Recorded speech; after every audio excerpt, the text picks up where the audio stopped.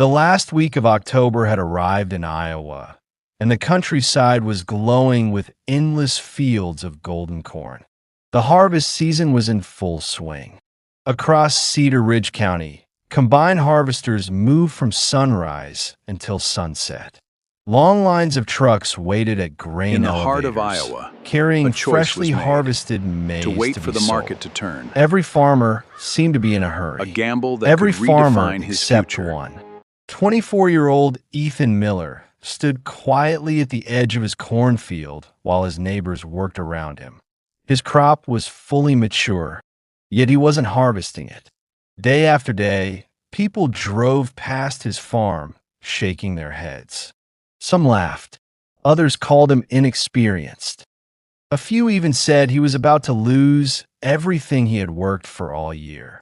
To them, leaving a mature cornfield untouched made no sense.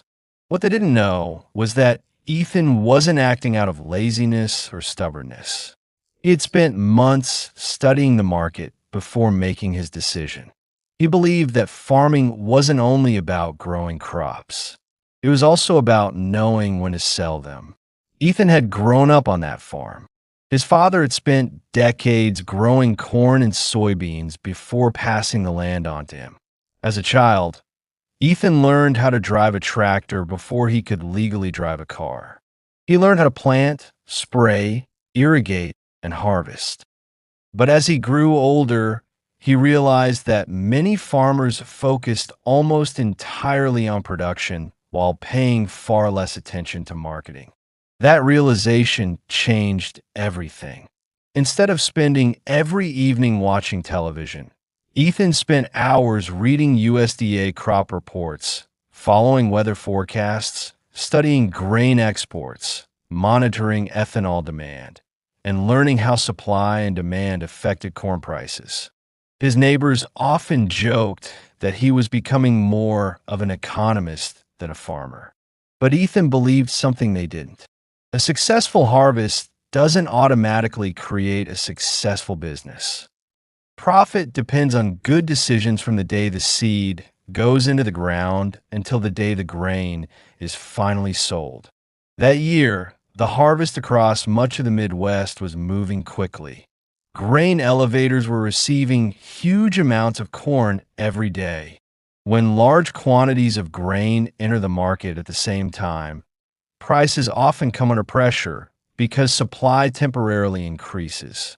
Most farmers sold immediately because they needed cash to pay loans, buy fuel, repair equipment, and prepare for the next season. Ethan understood those pressures, but he had prepared differently. Months before harvest, he invested in proper grain storage. His bins had aeration systems, moisture monitoring equipment, and temperature sensors designed to help preserve grain quality after harvest. His goal wasn't to leave the crop standing forever. His goal was to avoid being forced to sell during one of the busiest selling periods of the year if market conditions later improved. People misunderstood his strategy. One morning at the local diner, several farmers laughed as they drank coffee. One of them joked that Ethan was probably waiting for the corn to harvest itself. The whole table burst into laughter. Ethan heard the joke. He simply smiled and walked away. Deep inside, though, the pressure was beginning to build. Bills continued arriving. Fuel bills, equipment payments, property taxes, insurance. His bank account wasn't growing while everyone else was receiving payments for their crops. His friends kept asking the same question. When are you finally going to sell? His answer never changed. I'm waiting. Some people admired his confidence. Most believed he was making a mistake. As the weeks passed, Ethan questioned himself more than anyone else did. Every morning began the same way. Coffee, weather reports, commodity prices, market news. Some days the prices barely moved.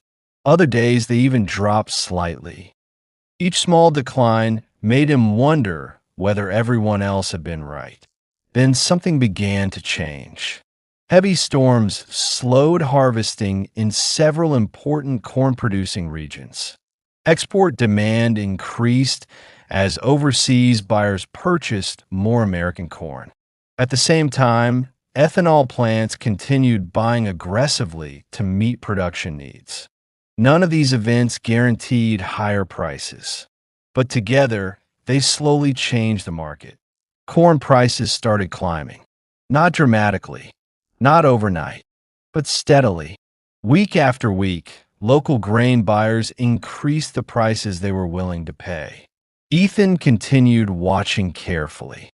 He wasn't chasing the highest possible price. He knew nobody could consistently predict the exact top of the market. Instead, he compared the higher selling price with the costs of storing the grain. Storage wasn't free. There were drying costs, electricity, maintenance, interest on money tied up in inventory. Every decision had a cost.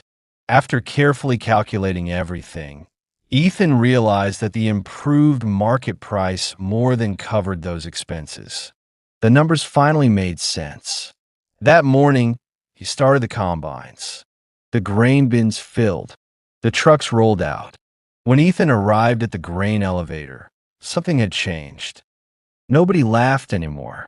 Instead, people asked questions. How did you know? Were you lucky? Did someone give you inside information? Ethan smiled. His answer surprised everyone. I didn't know. I simply prepared for different possibilities and stayed patient.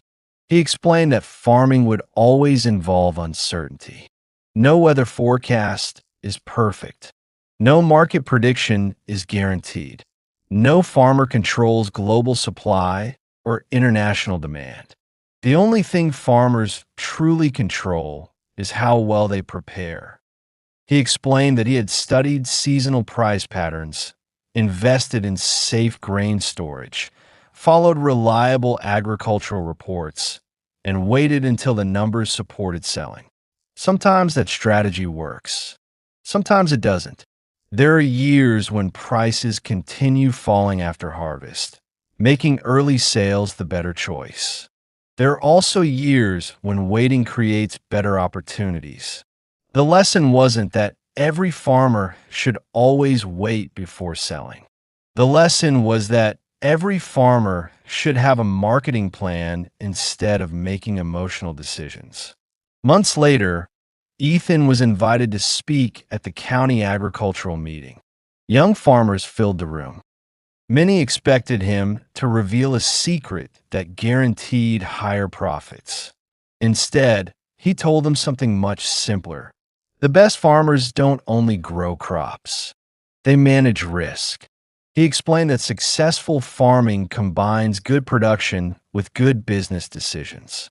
Growing healthy corn is only half the job. Knowing when and how to market that corn is the other half. He encouraged farmers to understand storage costs, monitor grain quality, follow market reports, and create a selling strategy before harvest begins instead of making rush decisions afterward. By the end of the meeting, the room was silent. Not because people were shocked, because they realized that Ethan hadn't succeeded through luck. He succeeded through preparation. The farmer everyone laughed at hadn't discovered a shortcut. He had simply treated farming like both a science and a business. His story quickly spread across neighboring counties. The young man who had once been mocked became